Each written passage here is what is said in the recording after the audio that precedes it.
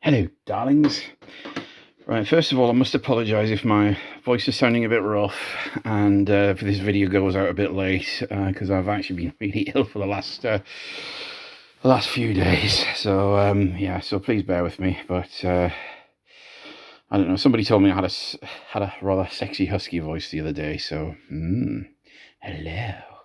Look at this. Look, I can turn this on. Yes. Anyway, here we have a JVC HR-7350EK, I believe. This is from 1982.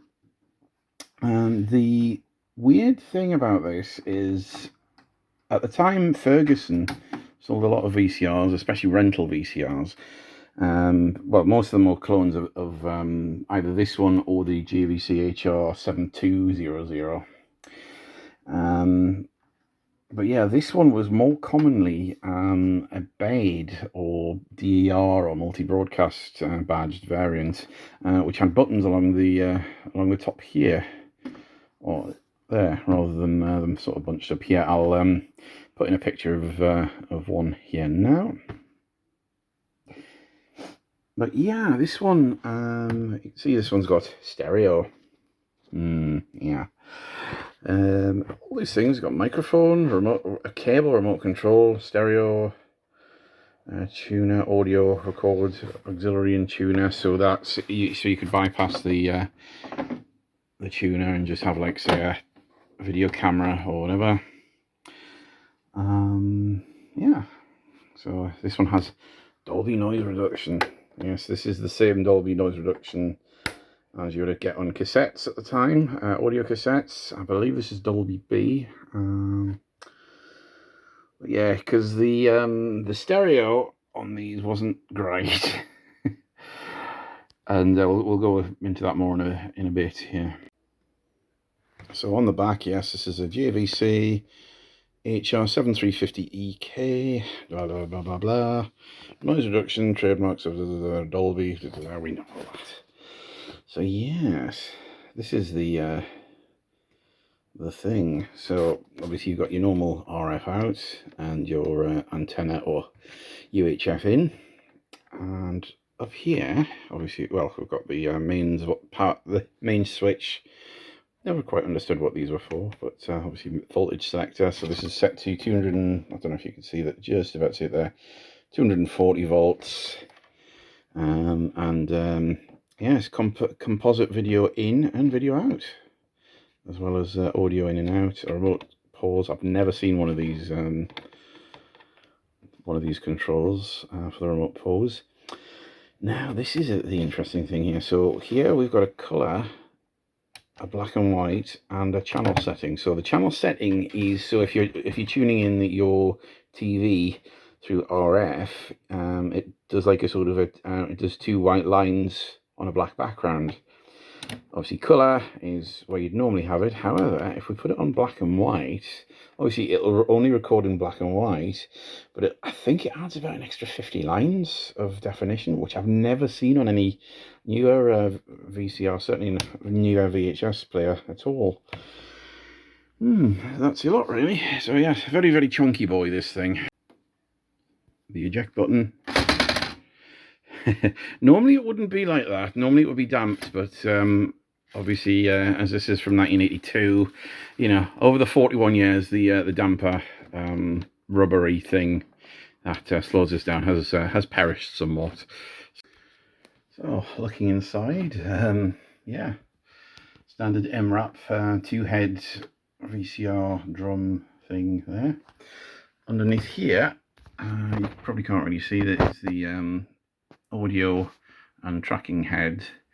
Yep, this is like linear stereo rather than the hi-fi stereo. There we go. I've actually I've plugged it in as well, so let's show you a few things there. I don't know if you saw that. That's just,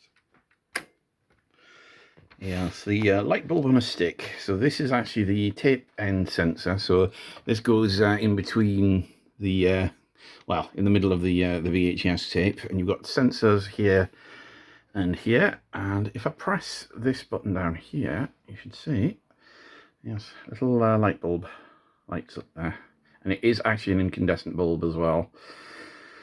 So and yes, they do burn out, and when they burn out, the whole thing decides to not work.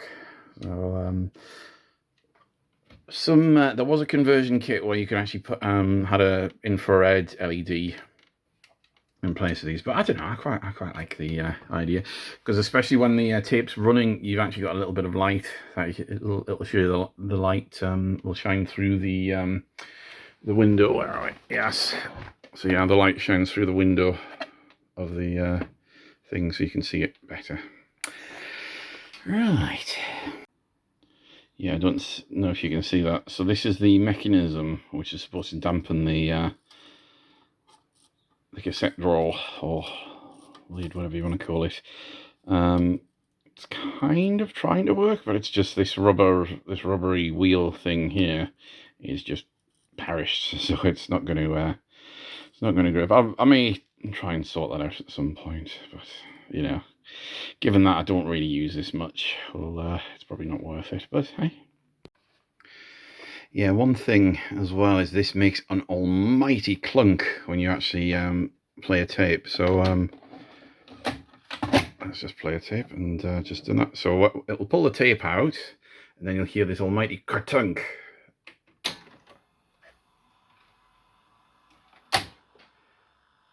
Yeah. And if I pause it, or fast forward it rather, or rewind it. So yeah, very, very chunky boy, this one. Yes, display's a bit tired as well. The flickering you can't actually see, that's just the frame rate of the camera here. But let's have a look underneath, actually. So underneath, if we take this off, we have a circuit board with more screws to take out. Just a second.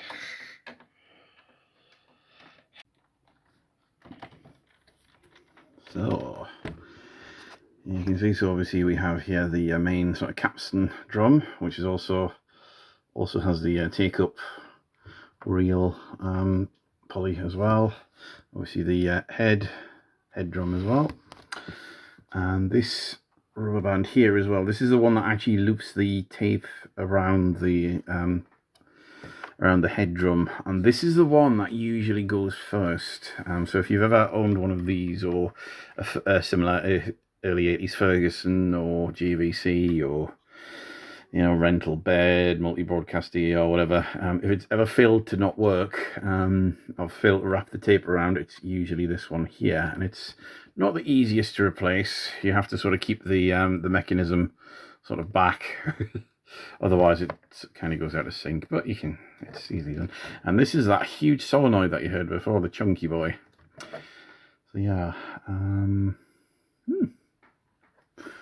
course the so we've got the main motor here, the capstan motor, and this is more the rewind fast forward motor. So oh.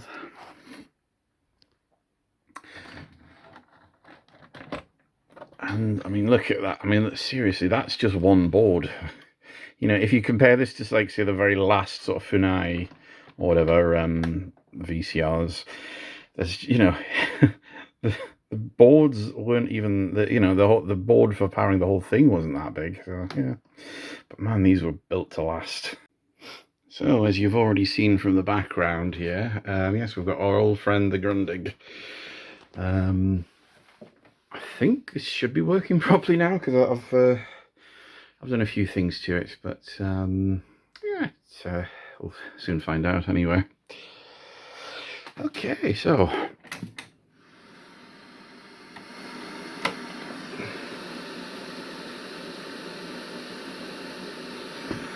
there we go, and power on.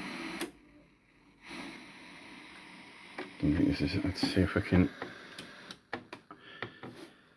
There you go. There's the tuning signal. Let's just how does this open again? I've forgotten how it opens. There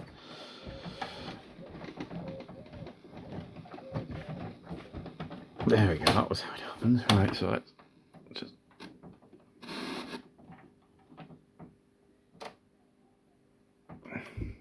Oh, I'm going to tune in channel 5 as well, because there's a... Because 8 is the VCR channel, but this one... I've noticed, I think there's some differences, but we shall try it out anyway. Anyway, let's get that back on there, so... Right, so I've adjusted the lighting. Apologise for the window there, but here goes.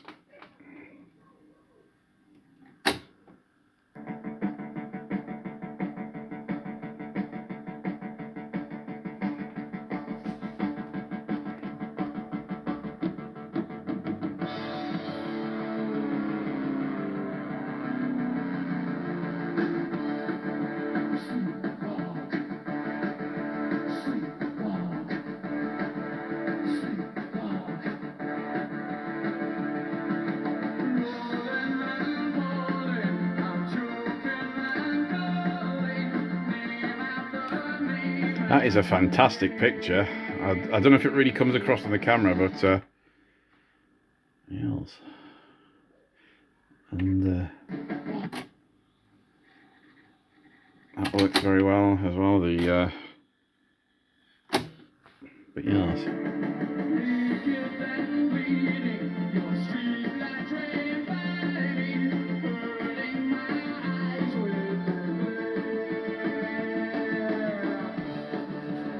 Now you'll notice that tearing across here, if I change it to channel 8, it goes, because that is the VCR, the proper VCR channel, but it only does it a little bit. It doesn't.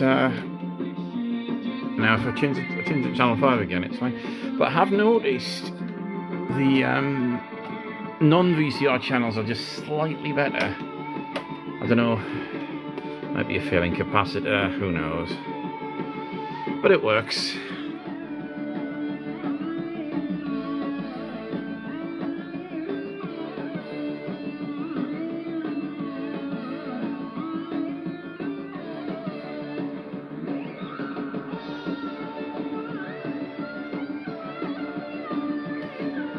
And we're going back again, so let's just, there we go. It's weird how it doesn't do that all the time though, because this tape obviously wasn't recorded on this VCR, so